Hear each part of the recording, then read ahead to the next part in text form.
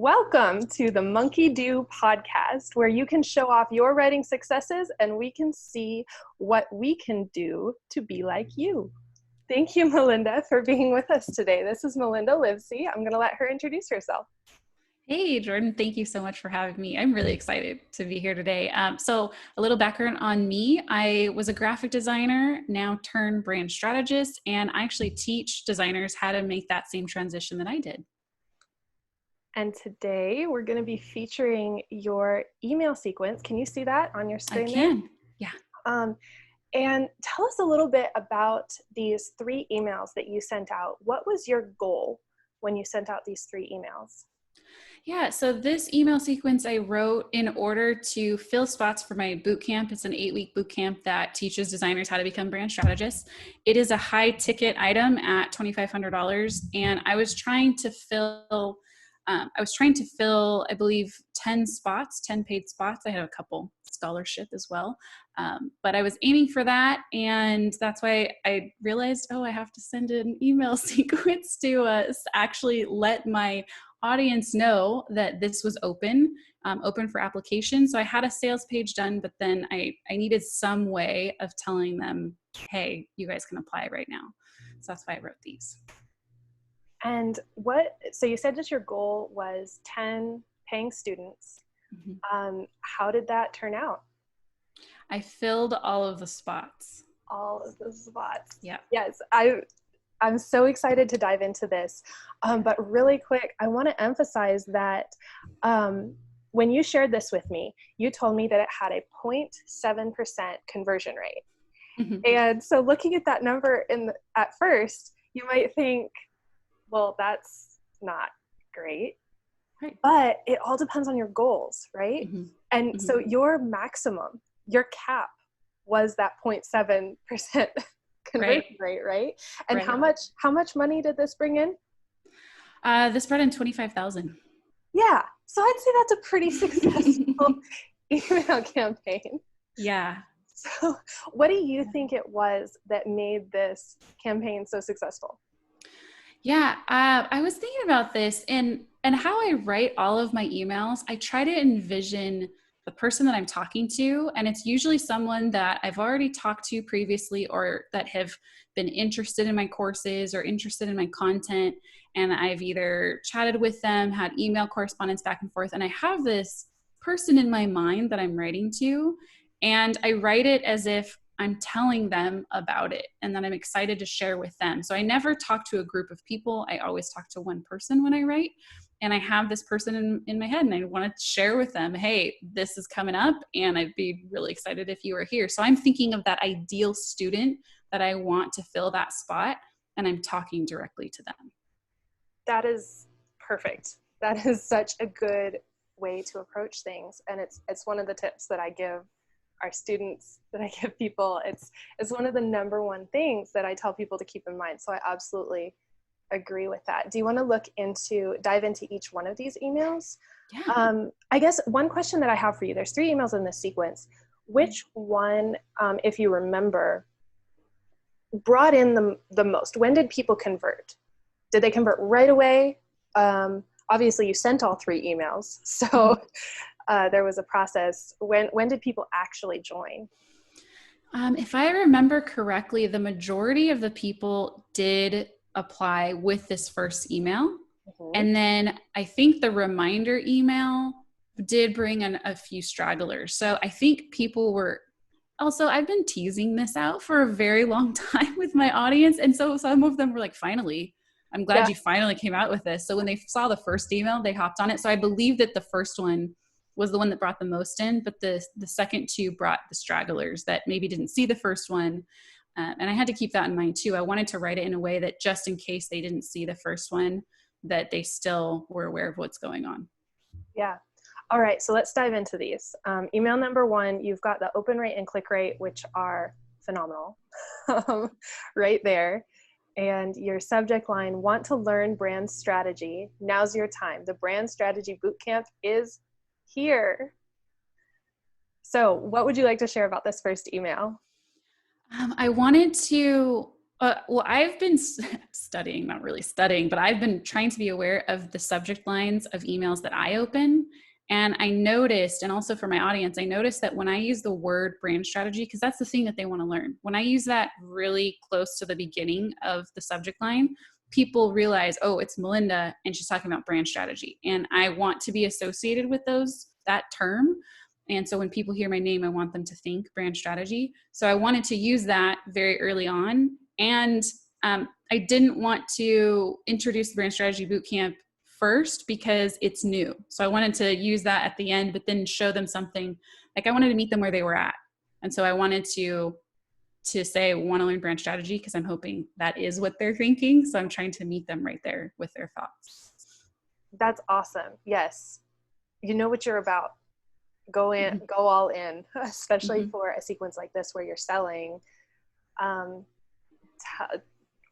Tell them right up front what's in it for them, really. Was there anything else in this individual email, in the body of this email, that you wanted to highlight? Let me see really quick. So I wanted to introduce, I'm just talking out loud as I look over it, but I wanted to introduce what it is. So I wanted to get straight to the point. And then I wanted to introduce the first testimonial. I wanted to have someone else say something about it rather than just me. So I did introduce someone else's story in there too, and invited the person to have results just like that one testimonial. Yeah, we've got get results like Martin right here. Yeah, exactly. And I think then I ended it off with another one at the very end. But also, I love using GIFs in all of my emails, and so even to my boot campers that did sign up, they get a GIF in their email like every week, and it's pretty funny. So I think that too, it's something that I love to do and I love to use, and so I wanted to bring in the personality too, and it not be a dry thing. So just jumping off of what someone had said about the boot camp, that it's not like what you see in the GIF.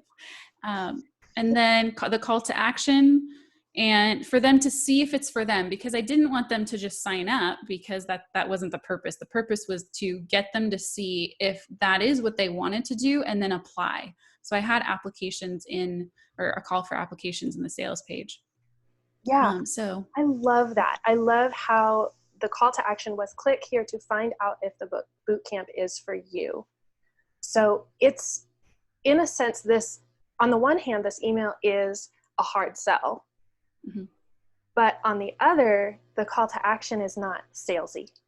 Yeah. And I really love that. The other thing that I love about this GIF is that it's not the typical GIF that I see a lot. I feel like, and maybe it's just my email inbox, but the people that I subscribe to who use GIFs tend to use, celebratory and, women drinking wine and these, perky, I don't know. And this is that boot campers yelling at each other. And so it's very different. And then I love how you contrast that and say without the yelling right here. So I love this first email. Let's dive into. I wanted to say one thing about the first one, about the call to action, that I also purposefully made it an easy commitment. So I'm trying to make every step of the sales process a very easy commitment, that they don't have to put money down. I'm not asking them for $2,500, and I'm not even saying they can get in yet. So I'm just asking them to just take the one micro step that is next. And then once they're there, to see if it's for them. And then if they want to apply, then they can apply. And I had another thing on the sales page, and this is a little off of this, but that also asked for feedback if they didn't apply. So I'm asking them just for little tiny commitments in that direction, and not selling them right away. Yes, that is an excellent point. Those micro yeses. I've heard someone else say, to help your audience get used to saying yes to you, so that it's a natural thing to say yes. So then when that big yes comes, they're ready for it. Yeah. Are you ready to get paid to think? I love that last line too. Okay, email number 2, a little bit lower open rate, a little bit lower click rate. Still pretty great though, 48% and 5%. And so we've got this subject line. She's charged $10K for strategy twice in 1 week. So can you. Here's how. Tell me about this email. Yeah. Well, funny enough, I think this person had, it says March 5th. I want to say that they posted this win during the time I was writing these sales emails. And I thought it was so funny that I'm like, whoa, this is the perfect testimonial to use in these sales emails. So I quickly screenshot this testimonial. And I realized, because 10K is the thing that I'm trying to teach people how to charge, like charge that much within a year. And that's what I'm trying to guide everyone to do. And this particular woman she had taken the beta course, which wasn't even, it was good, but it was very rough. And she was only about 3 months out of that boot camp, and she charged 10K for strategy twice. And I'm like, this is unreal. I can't believe it. So I wanted to use that win and share with someone, just like I'm thinking about that perfect student, and that perfect student would be so excited to hear that it is actually possible for someone other than myself. Because people have seen my story online and they think that's great and all, but then that's only me. And I'm sure they can think in their mind, well, there's so many reasons why that could have happened, and give themselves excuses why they can't do it. But then when it shows that someone else can do it, then it gives them hope. So I wanted to start that off with, I try to get very shocking very early if I can. So that's why I said she charged 10K for strategy twice in 1 week, and then bring it back to the person. And so can you, and then here's how. So to lead them to opening the email. Yeah, I love that. Another thing that I love about this particular testimonial is that you do use it in your second email.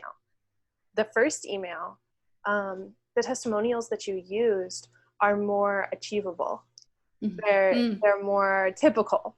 And so you're not just trying to use shock value and featuring the greatest and the best of your past students, asterisk, not normal results. If you've seen those sorts of things.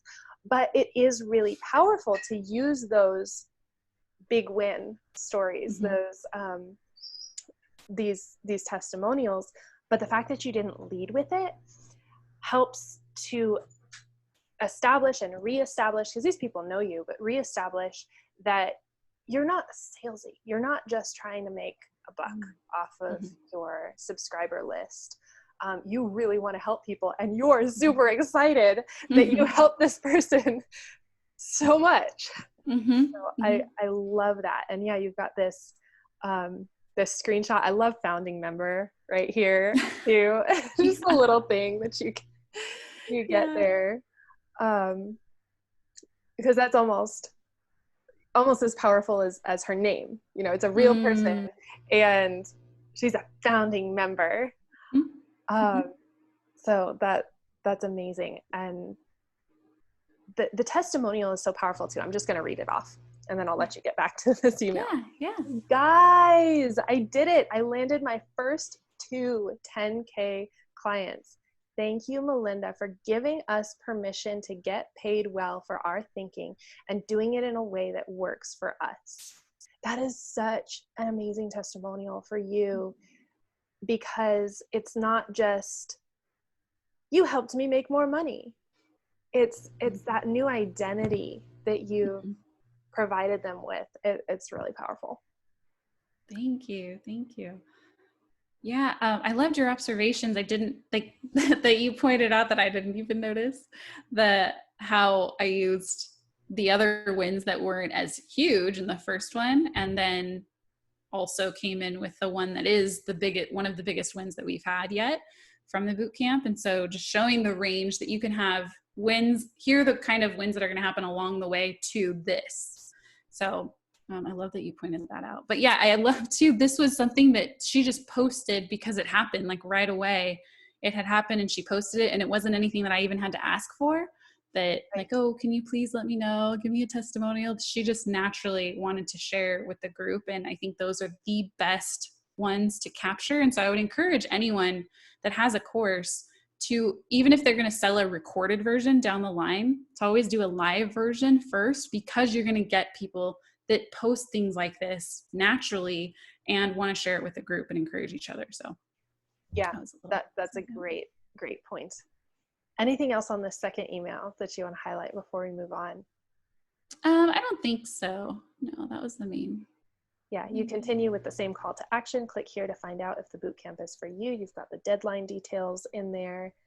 And I'll throw it in here too. The deadline, application deadline, is great too. You're not using like a salesy, sleazy, you only have this much time left, and really emphasizing it, and countdown timers and this and that and the other. It's just there. It's clear. It's near the call to action, so people aren't going to miss it, even if they're skimming, most likely. And so that's nice too. And I want to say, I use countdown timers. They can be great. I like them on sales pages because they're visual. And I'm not a great visual designer. And so any little pieces that I can add in there that break up my text are great. So there are places for them. I use them inside of emails sometimes as well. But I want to emphasize, you don't have to. You don't have to rely on these tricks and hacks and feel like they're necessary in order to make $25,000 off of an email sequence. Yeah, I think that's such a great point too, and it's a mindset thing, because in this is how my mind worked. I thought, I'm going to have way too many applications and I'm going to have to turn people down. So that's how I was thinking, so that I had to figure out ways to put gates up. Yeah. Like, oh no, I don't want people just to sign up. I want them to go through the vetting process and the application process, because in my mind, I'm like, I can't have that many people that are gonna. So that's kind of the mind trick. But it ended up that I had more applications than I did meet. And that, I think I had like 36 applications. Wow. And didn't, I had to turn some away. So yeah. Wow. Yeah. That's amazing. All right. Email number 3, subject line, your last chance to join the Brand Strategy Bootcamp. Yeah. I just was trying to say it like it is. I wasn't trying to get fancy, but just remind them that if they wanted to, they need to sign up now. And yeah, nothing too fancy there. Okay, I see here you have just over 24 hours to jump on the opportunity, and spots are limited. And then that strong hard sell, apply now. Super simple, super direct, short and sweet. This email is a handful of sentences broken into a few paragraphs. It's great, straight and to the point. Quick reminders of those people that you've mentioned in the previous emails. You don't have to, you can, quick recap is great. You don't have to go into all the stories again. You don't have to pull in another story. I love it. Super short and sweet. Any other notes on this before I kind of dive into some more things that I see that made this email sequence awesome?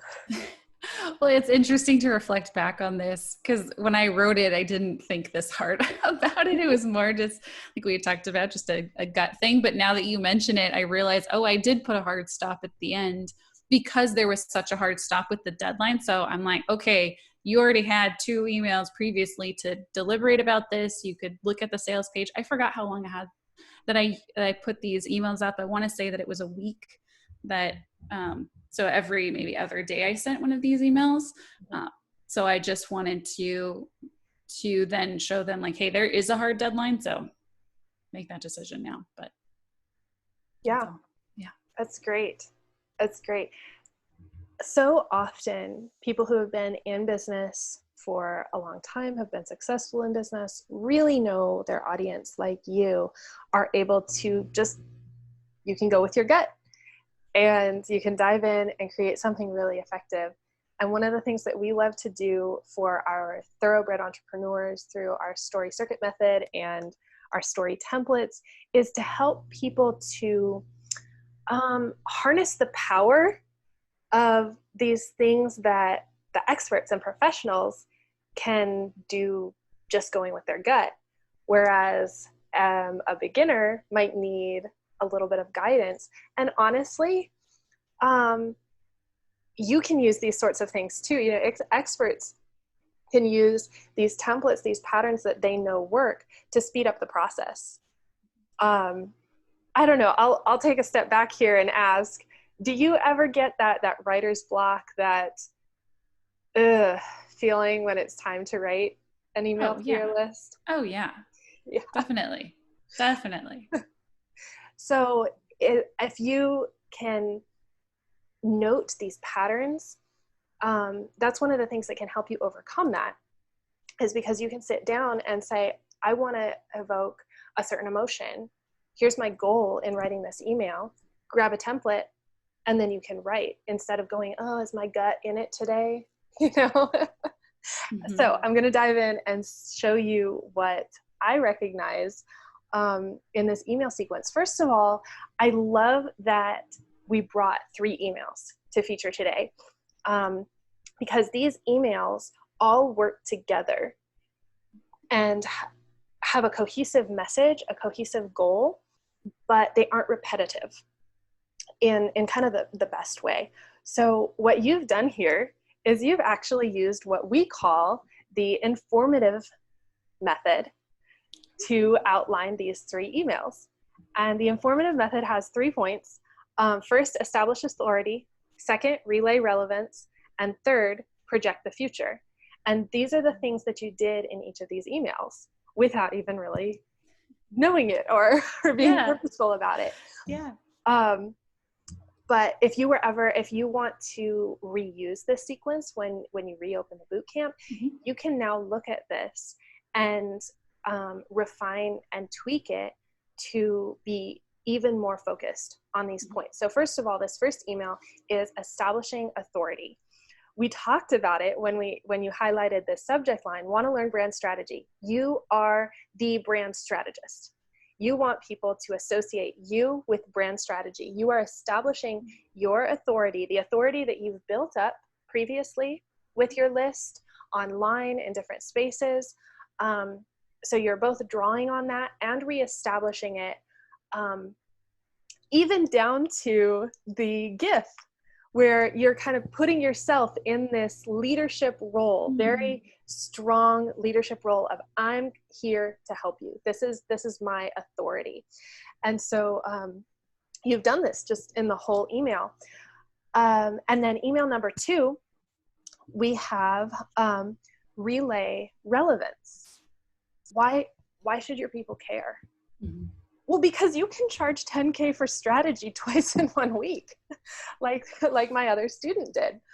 And so you're sharing this relevancy to their life. What's in it for them?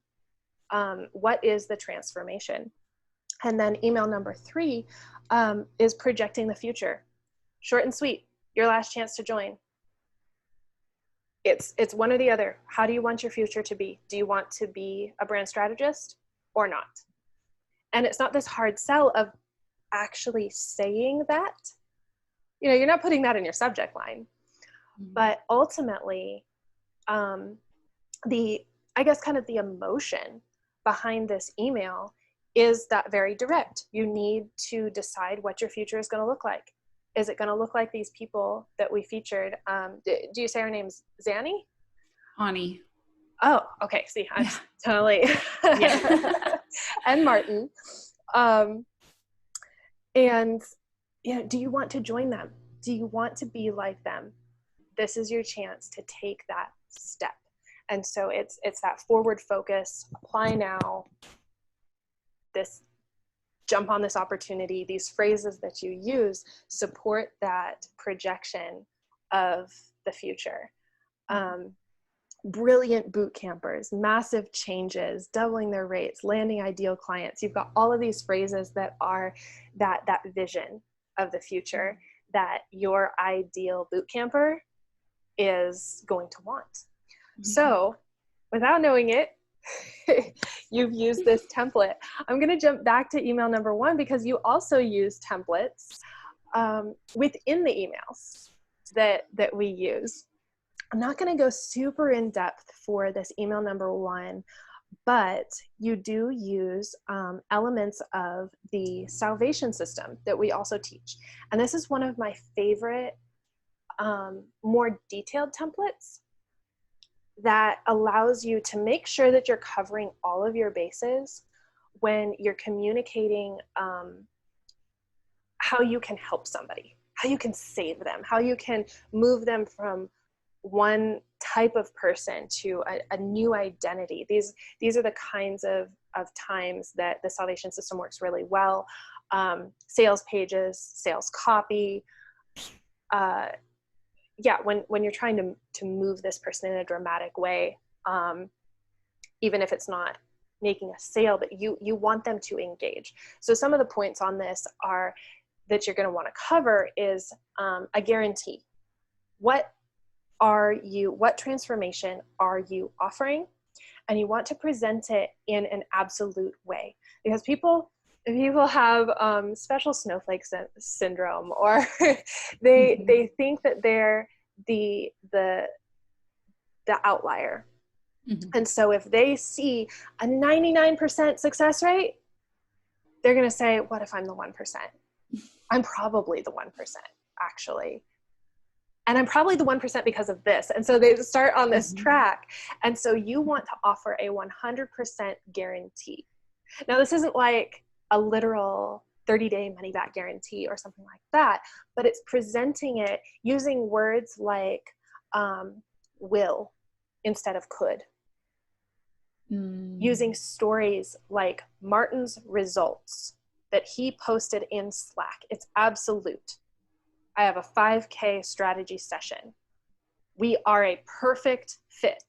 These words help to, kind of invoke that guarantee. So that's one of the steps. Another one is the inviting them to engage. What's going to be required of them? Because this isn't just a guarantee from your end of, I'm going to give this to you. I'm not just handing you your perfect client with a 10K contract and there you go. You have to do something. You have to engage. And that can be anything from, what it's going to take to actually engage in this boot camp to simply the call to action, which is click here to find out if the boot camp is for you. You have to do something. You have to apply. I'm not going to shove this down your throat. So these are some of the elements of the salvation system. There's 5 different elements that I won't fully detail, but you have hit on these in your email, and I love it. So like I said, it's one of the more complex ones, but likewise, this is your longest email, and it is that full story. Email number 2, you've used the informative method again. And this is one of the things that I love about these templates that we highlight and we teach, is you can use them inside of each other. I like to say I fractalize it. So I can use the informative method within an email, but then I can use it to also guide a full email sequence. And so within this email, you do it again. You establish authority within the email. You relay relevance, and you project the future. You really project the future in this one, with that whole vision of this is what you could have in a year if you put in this work. 10K strategy clients. So you use it again, and then you use the informative method one more time in email number 3. You do the same thing really fast. And so one of the things that I want to highlight about this template is it's 3 points. So you could look at that and say, okay, sure, 3 points. How can I write an entire email sequence based on this? But if you use it and expand it, you can use it to write this super short 3-paragraph email, like email number 3, or you can use it to guide a whole email sequence. And so I get really, really excited about our templates. And hopefully that was helpful to you. Yes. And speaking of helpful, what is the number one thing that you would like our listeners and viewers to take away from this podcast episode? Oh, yeah.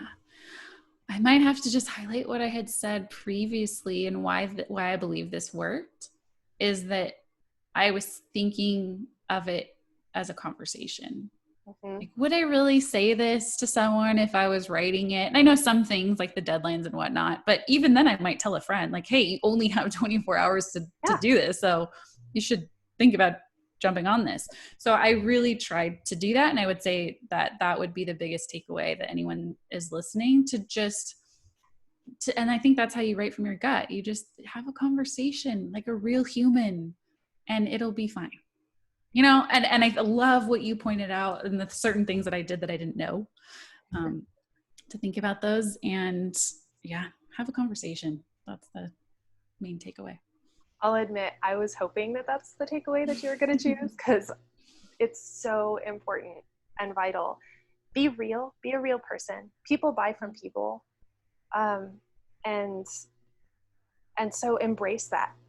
Picture that one person that you really want in your boot camp and write that email to them. That's awesome. I'm going to wrap this up here. Thank you so much for coming on. Where can people find you online? Yeah, they can find me at my website, marksandmaker.com. And then I'm on Instagram under Melinda Livsey, Twitter, Melinda Livsey. And they can see me also on the Futures YouTube. I'm a co-host on there, so you can see a couple shows. That's awesome. I'll be including those links in the notes for today's episode. Thank you again so much for bringing this sequence on and letting us feature this on our podcast. It's been a wonderful conversation. Thank you so much. Thank you.